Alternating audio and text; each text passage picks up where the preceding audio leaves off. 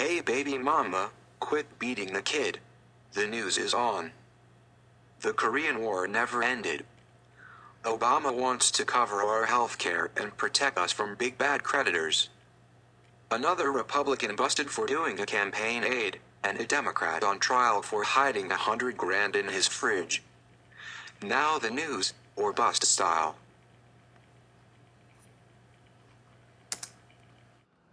Bush v. Gore v. Ahmadinejad. Phones down, internet cut, BBC's Persia TV jammed, 5 miles of silent protesters on a Monday. Then shots, at least 7 dead. Someone must have drawn a picture of Muhammad or stolen an election. Tens of thousands had come out to support Ahmadinejad in Iran, the incumbent, on Sunday, who claimed 62% of the vote, even though the counting of 40 million ballots was called off early, after only 5 million were actually counted. This ended reformist Mir Hussein Mousavi's bid to unseat Satan.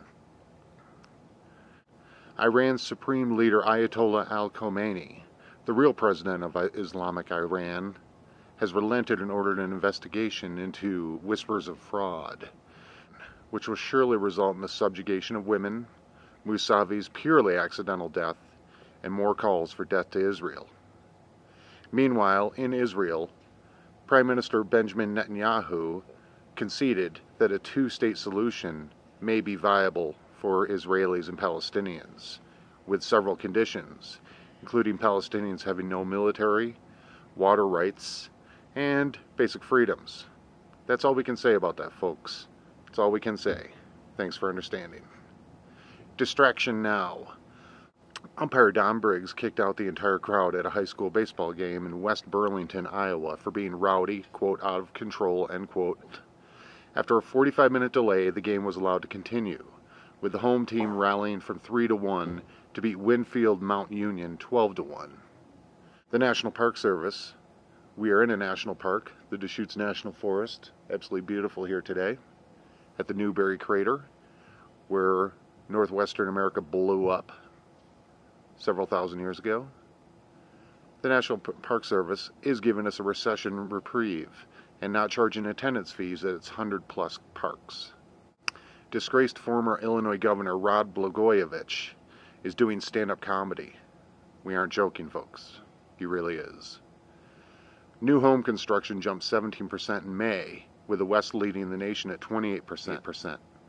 These numbers are still 45% lower than last year, when a total of 1 house and 3 sheds were constructed in all of America.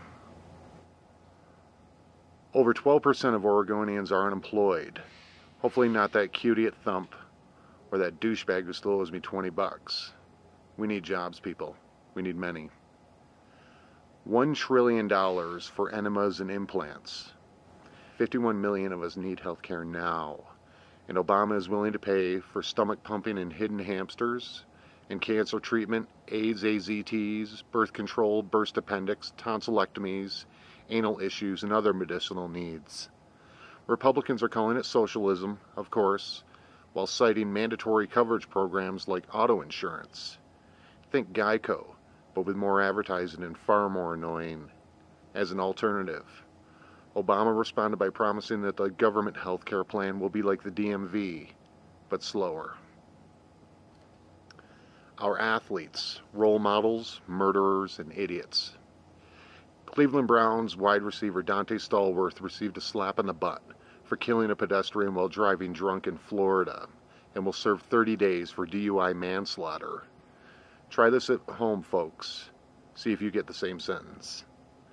Michael Vick, better known as Puppy Love, was released by the Atlanta Falcons after serving part of his 23-month sentence for illegal interstate dogfighting, and is free to sign with any NFL team who wants an awesome athlete and PETA protesters packing the stands. Ryan Leaf, the biggest NFL QB bust since, well, Ryan Leaf, has been indicted in Texas on drug and burglary charges. Few blame this loser for wanting pain relief, but really, he should have just asked that kid down the block whose dad hurt his back. As of shooting this, Ryan Leaf has yet to turn himself into authorities. Brett Favre. Oh, Brett. He has committed an act akin to murder by unretiring again. The New York media ate him up, as did opposing cornerbacks last season for the Jets, and now he wants to play for the Vikings. No to all Hall of Fame to-bes. Quit when you say you're quitting. Tidbits to make you special.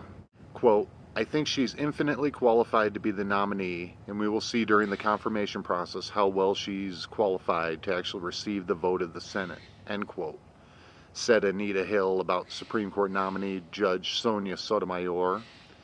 Hill almost derailed Clarence Thomas's nomination by testifying that the justice sexually harassed her and placed a pubic hair on her can of Coke.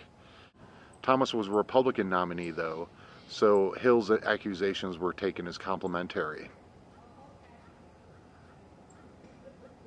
Former VP flunky Sarah Palin delighted in David Letterman making fun of her and calling her a tramp, I hope. Used the uproar to spread her ignorance, inept solutions, and proving why Alaska should be given back to Russia, its current governor included. Please just go. Disappear. Please. Hearings into Portland Mayor Sam Adams' relationship with a teenage boy, this kid has a surname Breedlove, have begun. Seriously, if a 40-year-old man was lurking around waiting for your teenage daughter to turn 18, there would not be a hearing, there would be a single shot. This guy's mayor of a major city. And finally, North Korea is planning to weaponize its nuclear fuel. Nothing new here, just more noise from our dear leader, who is very, very lonely and needs a friend. That's the news, folks. We'll see you next week.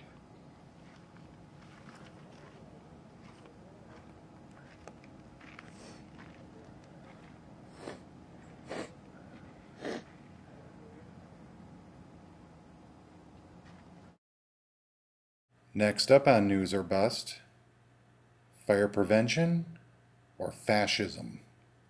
You decide.